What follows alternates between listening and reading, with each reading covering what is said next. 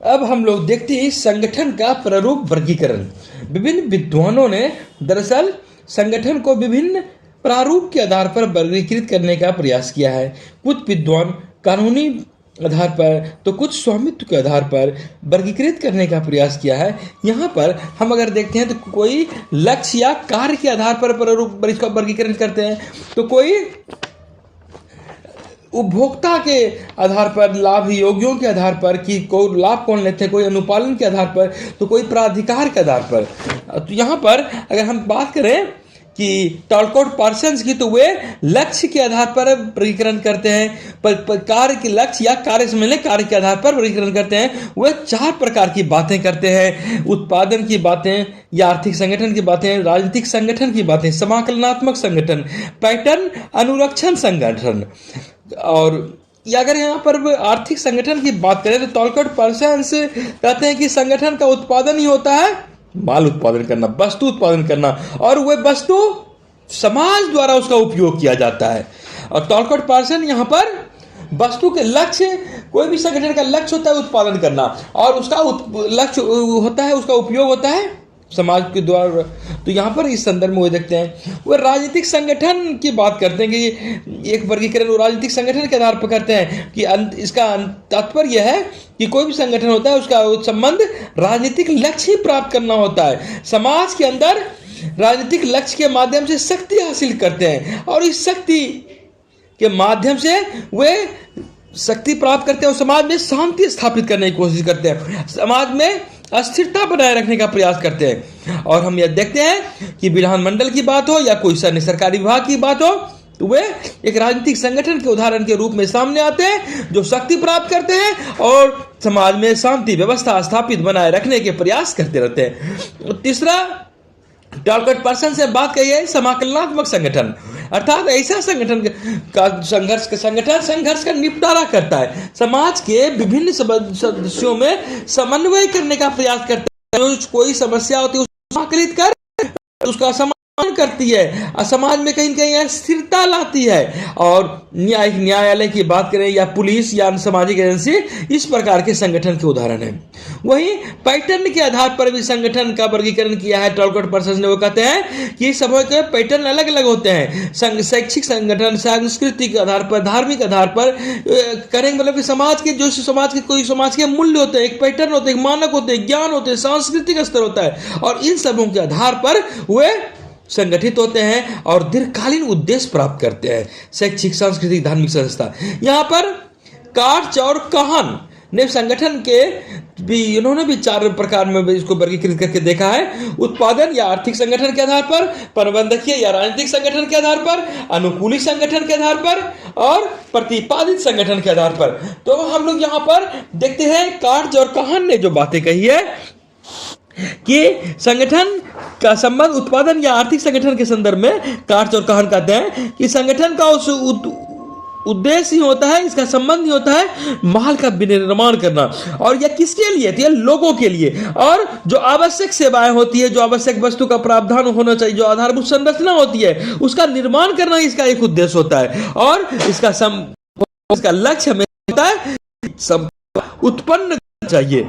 और वही तरह राजनीतिक संगठन की बात करें तो यहां पर हम यह कह सकते हैं कि कार्च और काहन के अनुसार कि ये इसका उद्देश्य होता है प्रबंधकीय रूप में होता है, और यहाँ पर राजनीतिक संगठन के संदर्भ में वो अधिन निर्णय लेते हैं, और जो संसाधन होते हैं उनके बीच समन्वय करना और नियंत्रण करना, लोगों के बीच में समन्वय स्थापित करना किस तरह। तो यहाँ पर एक तरह का यह प्रबंधकीय क्षेत्र हो जाता है। और अनुकूली संगठन की बात करते हैं, अर्थात संगठन ज्ञान का सृजन करता है, परीक्षण करता है, विकास के लोगों के अवसर मुहैया कराता है, और उसीलिए इसे अनुकूली संगठन भी कहते हैं। और इसके माध्यम से जो वर्तमान में समस्या होती है, क्रियात्मक शोध होता है, और व्यक्ति तक सूचना उपलब्ध कराना होता है, समाधान कराना होता है, और इसके अंतर्गत विश्वविद्यालय की बात या अनुसंधान संस्थान की इसका एक उदाहरण होते हैं। और कार्च और काहन चौथा प्रकार बताते हैं प्रतिपादित संगठन, और वे कहते हैं इसके प्रतिपादित संगठन के माध्यम से समाज में लोगों की भूमिका को स्पष्ट करना होता है, इसका बृहत परिप्रेक्ष्य होता है, और यह कहीं न कहीं लोगों को समाजीकरण का बेहतर अवसर मुहैया प्रदान करता है। और इसका सबसे जीवंत उदाहरण स्कूल, कॉलेज, यूनिवर्सिटी, चर्च, स्वास्थ्य सेवा, कल्याणकारी संस्था इसका एक प्रमुख उदाहरण के रूप में हम समझ सकते हैं। ब्लाउ और स्कॉट ने उपभोक्ता के आधार पर या लाभ योगियों के आधार पर अपना वर्गीकरण संगठन का किया है, और वे कहते हैं कि संगठन का वर्गीकरण उत्पाद के जो प्रमुख प्राप्तकर्ता होते हैं, जो लाभकर्ता होते हैं, उसके आधार पर किया जाता है। और वे इस संदर्भ में 4 प्रकार की बातें करते हैं, वे भी पारस्परिक लाभ संघ, व्यापारिक संगठन, सेवा संगठन, कॉमनवेल्थ संगठन। इसके माध्यम से वे कहते हैं कि जो मुख्य लाभ योगी संगठन होते हैं उसका वह स्वयं उसका सदस्य होता है, जैसे कि राजनीतिक दल होता है, यह लाभ प्राप्त करना चाहता है और वह स्वयं उसका सदस्य भी होता है। ट्रेड यूनियन इसका उदाहरण है, व्यावसायिक संघ इसका उदाहरण है, कोई धार्मिक निकाय इसका एक उदाहरण है। उसी तरह व्यापारिक संगठन जो होते हैं उसमें जो संपत्ति के मालिक होते हैं उसी को लाभ होता है, वो स्वयं उसके सदस्य होते हैं। और अधिकतर संगठन के उत्पाद के वे अपेक्षा करते हैं कि निवेश के बारे में वो ज्यादा चिंतित रहते हैं, उत्पाद के बारे में नहीं बल्कि निवेश के बारे में। और उनकी जो चिंता यह होती है कि अधिकतम लाभ कैसे प्राप्त की जाए और अपना अस्तित्व बनाए रखना कैसे रखा जाए। और हालांकि अपने अस्तित्व बरकरार रखने के लिए उन्हें प्रतिस्पर्धी अपने जो अन्य संगठन होते हैं उससे प्रतिस्पर्धा भी करना पड़ता है।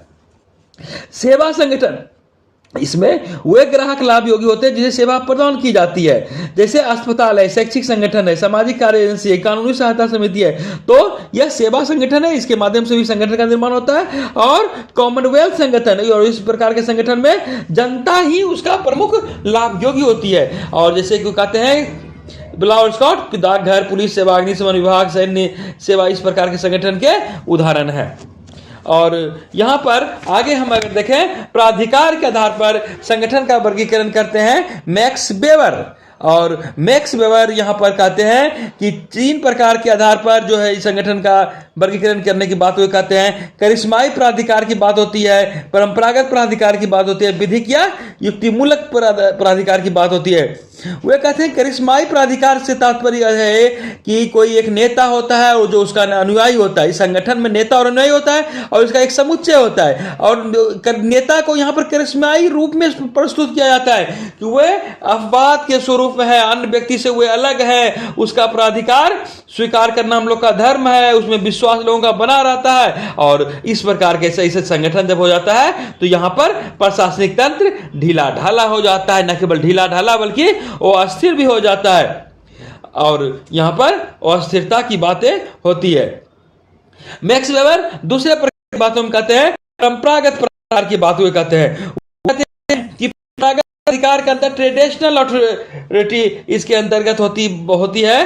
और यहां पर जो बातें होती है, जो कर्मचारी होते हैं, जो अनुयायी होते हैं संगठन में, वे उस व्यक्ति को स्वीकार लेते हैं जो वर्षों से जो परंपरागत रूप में चली आ रही है, और एक तरह से उस पद को वे स्वीकारते हैं, मानते हैं, उसके प्रभुत्व में रहना पसंद करते हैं। और इस प्रकार के संगठन में प्रशासनिक तंत्र में व्यक्तिगत संबंध जो है एक तरह से कहीं कहीं नौकरशाही के साथ एक सामंती और अधिपति वाली हो जाती है। और उसी तरह तीसरा है विधिक या युक्तिमूलक, तो यह कानूनी रूप से जुड़ा हुआ है। इस प्रकार के संगठन में जो अनुयायी होते हैं तो वे नेता के प्राधिकार को स्वीकारते हैं, ठीक है आप में सत्ता है, आप में शक्ति है, आप वहां पर, लेकिन वे कानून के औचित्य के आधार पर उसे स्वीकृति प्रदान करते हैं कि कानूनन उसको सत्ता मिली है, करिश्माई नेता हुए हैं, तो यहां पर वे उसको स्वीकारते हैं। यह विधिक है, यह कानूनी है, और इस प्राधिकार का प्रयोग उस पद के द्वारा ही होता है। और सबसे बड़ी बात है कि नियम की बात होती है, और जिस प्रक्रिया के माध्यम से, जिस प्रक्रिया प्रणाली से उसे पूरा किया जाना चाहिए उसे पूरा किया जाता है, और तभी उसे स्वीकारा जाता है। जिस पद पर व्यक्ति आसीन होता है उसके प्राधिकार को कानूनी जामा प्राप्त होता है, उस अनुरूप नौकरी स्वरूप लेती है, और यह कहीं न कहीं स्वीकृति प्राप्त होती है, कानूनी प्रक्रिया के साथ होती है।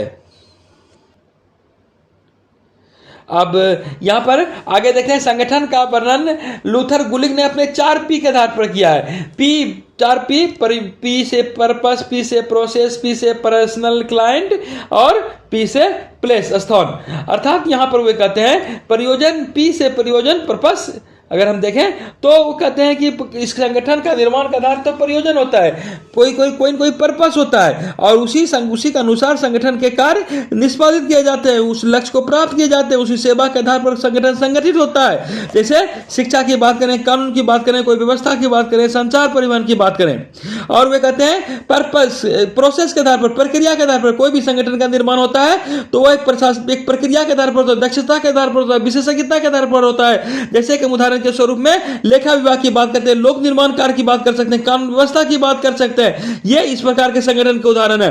वे कहते हैं पी पर्सनल क्लाइंट के आधार पर, व्यक्ति के आधार पर, व्यक्तियों के आधार पर संगठन का निर्माण होता है। संगठन सेवा भोगी व्यक्तियों के आधार पर बनाए जाते हैं जो सेवा प्राप्त करते हैं। अर्थात जैसे कि उदाहरण के रूप में महिला और बाल कल्याण विभाग होता है, जनजाति कल्याण विभाग, वृद्ध व्यक्ति, बेरोजगारी संगठन, इस प्रकार के उदाहरण इसमें आते हैं। आपको कहते हैं पी प्लेस के आधार पर, स्थान या राज्य क्षेत्र के आधार पर संगठन का निर्माण होता है। सेवा के लिए संगठन स्थान या राज्य क्षेत्र के आधार पर बनाया जाता है। राज्य क्षेत्र अर्थात विभिन्न प्रदेशों में ये हो सकते हैं या पूरे राष्ट्र में फैला हो सकता है। रेलवे संगठन इस प्रकार के संगठन का एक अच्छा उदाहरण है।